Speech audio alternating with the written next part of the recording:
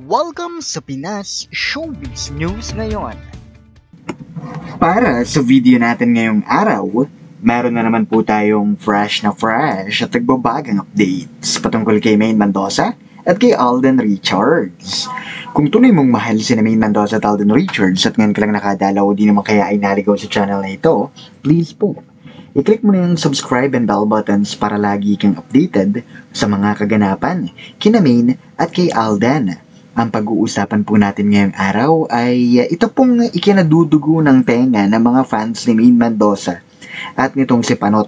Okay, lalo-lalo na ng mga toxic Mainers at mga Armin fans. Kung saan si Maine Mendoza na nga po ang nagkumbida para mapanood po silang dalawa nitong si Alden Richards ng iba pang mga netizens at ng mga fans para po dito sa Bingo Night na tinatawag po nila, Bingo Plus Night na tinatawag po nila. Okay? Sabi ko naman sa inyo, may red carpet po dyan. Yan po yung sinasabi ko sa inyo na pinaghahandaan na po nila. Okay? Kaya nga ang sabi ng iba, sino nga ba ang mga kasama ni Mina at ni Alden? Sabi ko naman po sa inyo, dahil nga po iba't ibang networks ang involved dyan sa Bingo Plus na yan,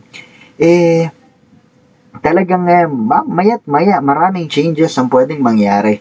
No? Kung sino po makakasama ni Maine Mendoza dyan, kung sino po makakasama ni Alden Richards dyan. Pero ang importante po, nandyan si Maine at saka si Alden. Okay? At si Maine na po mismo ang nagkumbida. It's a video, no? Wherein Maine Mendoza invited everyone. Sinabi niya nga dito, makikita rin po natin dito si Alden Richards, ano?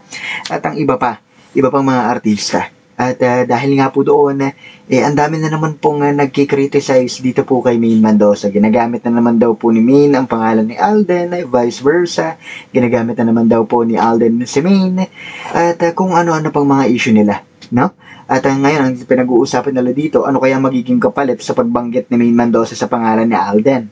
Yan ang ating mga pag-uusapan. Sabi ko naman sa inyo, basta't may kinalaman kay Maine at kay Alden, araw-araw po natin pag-uusapan yan. Dahil wala na po akong sakit. Cleared na po ako na maraming salamat po. At kung meron ka pang iba pang gustong malaman, unahin muna natin ang mga komentong napili ng aming team patungkol sa mga updates natin. Kani-kanina lang, unahin natin ang naging komento nitong si Miss Doris Latupan. Sabi niya rito, Blessed Sunday, Mr. Pinas. Nasusuka na naman ako sa kasinungaling niya ni Ibiang. Sweetness saan, hindi ko naman makita kay Mengay na sweet siya kay Arjokla. In the first place, halos puro edited naman ang mga pictures nilang dalawa. Hay nako, Ibiang. Galingan mo ang drama, baka sakaling mapaniwala mo ang publiko, but not us, true-blooded Aldab Nation. Alam naman namin ang true gender ng anak mo. Nagtatago lang siya sa paggamit kay Mrs. Nigomain Day Fulkerson. Well, sooner or later lalabas din ang totoo in God's will. At kung yan ang way mong pangontra sa upcoming event ng legit na couple, Mr. and Mrs. Fulkerson, let's see on March 1.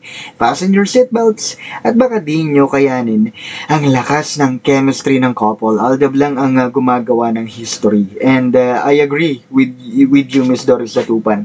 Kaya nga, sabi ko sa inyo, Miss Doris Latupan, marami po ang natatakot, kinakabahan. Dahil nandun si Vice Ganda. Kapag si Vice Ganda ang nangbuyo kay Maine Mendoza at kay Alden Richards, nako, sinasabi ko sa inyo, tapos na. Yung talagang gagambalain na naman ni Maine at ni Alden ang buong industriya. At narito nga ikalawa natin komento. Ito naman po yung mula kay Miss Enedina San Agustin. Sabi niya rito, may delikadesa si Alden. 11 years na halos mag-asawa na ang peg ng Katniel. After machismis nang hiwalay, all of a sudden si Catherine at Alden na at ikakasal na. Lahat ng picture ni Alden at Catherine all edited. Para kayong mga Armin, ano? Huwag masyadong masaya, Armin. Baka one day mabalita na hiwalay na ang idolo ninyo. Baka mabalitang hiwalay na, no? Pagdating po sa mga sarswela nila kasi nga hindi na kumikita, di ba? At ang ikatlo naman nating komento mula naman po kay Miss Aida Aresend.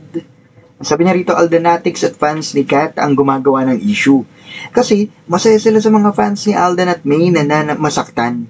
madali lang maloko ang mga fans kaya patuloy ang kanilang panloloko. Ganyan din pag may movie at teleserye si Alden, utosan siya. Kailangan sabihin na single siya. Pero sa totoong buhay, may asawa at anak siya. And thank you so much po sa inyong mga komento, no? Para naman po sa ika-4 nating komento, ito naman po yung mula kay Miss Amelia Guerrero. Sabi niyo rito, Mr. Pinas, thank you sa wow. alam ni sa surprise, alam ni Kat na malamyana ang kinang niya, lalo na di naging tapat si DJ sa kanya. Pero wag si Alden, hindi nag-iisip ang Katniel na sa palagay ko ay dating Aldab ang iba. Kaya makapag-edit din sila kasi may mga picture sila ng Aldab. Pero sinisira nila si Kat, all the while dapat pansinin ni Kat ang ginagawa nila. Dahil kasiraan niya ito. Lumalabas na desperada siya. Diba? Alam ng showbiz world ang tunay na estado ni Alden. Oo, magkaiba sila ni Alden. Di kikibo si Maine sa ngayon. Pero pag nagalit ito, dahil sobra na, nga magiging dragona at doon takot si Alden. Ang mawala sa kanya, sa kamay niya ang asawa niya. To God be the glory. Amen. Maraming salamat po. Totoo po yan. Sana nga po, no, as early as now, Maine Mendoza would speak, Alden Richards would speak, or Catherine Bernardo would speak up about these issues. Para maitigil na ho yung kaibangan ng mga fans na kung ano-ano mga pinagagagawa. Diba? At unahin natin ang larawang ito. Sa larawang ito po ay may video na version kung saan sinasabi, sigaw nga ng sigaw sa Maine Mendoza na namimiss lang niya si Lola ni Dora. Okay? Alam niyo naman po yan, diba? Yung sa Kalisarye. Okay? Kung saan ang dami nga pong hindi ito pinansin. Bakit? Dahil ayaw pong marinig ng mga tao, no, na ito ho yung sinisigaw ng isang Maine Mendoza.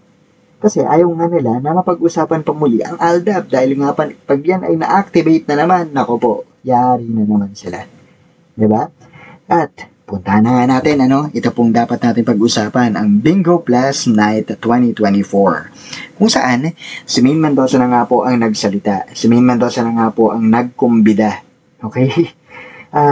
May video greetings po, may invitational video po itong si Maine Mendoza, kung saan sinasabi nga po niya na samahan po natin sila this coming March 1, 2024 sa Bingo Plus Night, kung saan hindi lang po siya makikita kundi pati po si Alden Richards at bukod nga doon na may binanggit pa siyang ibang mga artista tulad ni Piolo Pascual, ni Vice Ganda, okay? Kung saan ito nga po yung hindi po matanggap ng mga fans, sa mga Armain fans, na bakit kinakailangan pa raw banggitin ni Maine Mendoza ang pangalan ni Alden Richards. Ganun po ka-big deal sa kanila. Okay? Ganun po ka-big deal sa kanila dahil yun naman, sinasabi na ginagamit lang daw siya ni Alden pagka yung mga Armain fans ang kausap mo, pagka mga Aldenatics na toxic naman ang kausap mo, ginagamit naman daw po ni Alden si Maine, Ganun po, bawian ng bawian. Pero tayo po, na nasa gitna lang, na patuloy pong nagmamahal kay Maine at kay Alden. Nandito lang para abangan kung ano pang mga pwedeng mangyari.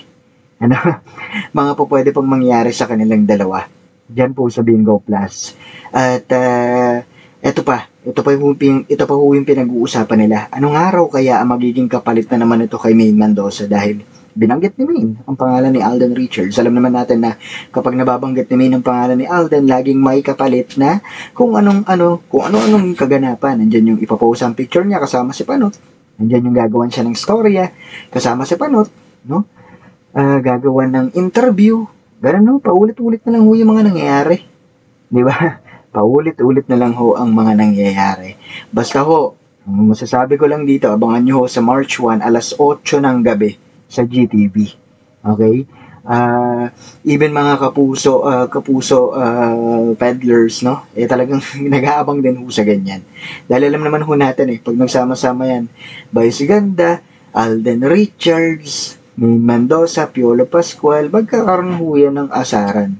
At kung hindi man nila ito i-live, wag ho kayo mag-alala, sana nandiyan si Mama Ten, sana ho may mga tao sa backstage kung saan po pwedeng makita kung ano yung makita at marinig kung ano ho yung mga asaran na gagawin po nila dyan. Pero hindi po totoo. Ulitin ko, hindi po totoo na pinagbaback out po nila si Alden Richards dahil po sa pananakot na ginagawa po nila kay Maine. Kapag nakita raw sa Alden dyan, may iba na naman daw pong mangyayari kay Maine. Wala na ho, manhid na ho ang mga Alden fans sa mga pinaggagawa ninyo. Dahil hanggang ngayon, ongoing ang sarswela ninyo, hindi nyo na ho yan mababawi pa. Okay, nakaset na po ang utak ng mga Aldab fans na lahat ng mga pinaggagawa ninyo kay Maine Mendoza ay dahil po para lamang mailayo at maialis ang larawan ng isang Alden Richards kay Maine.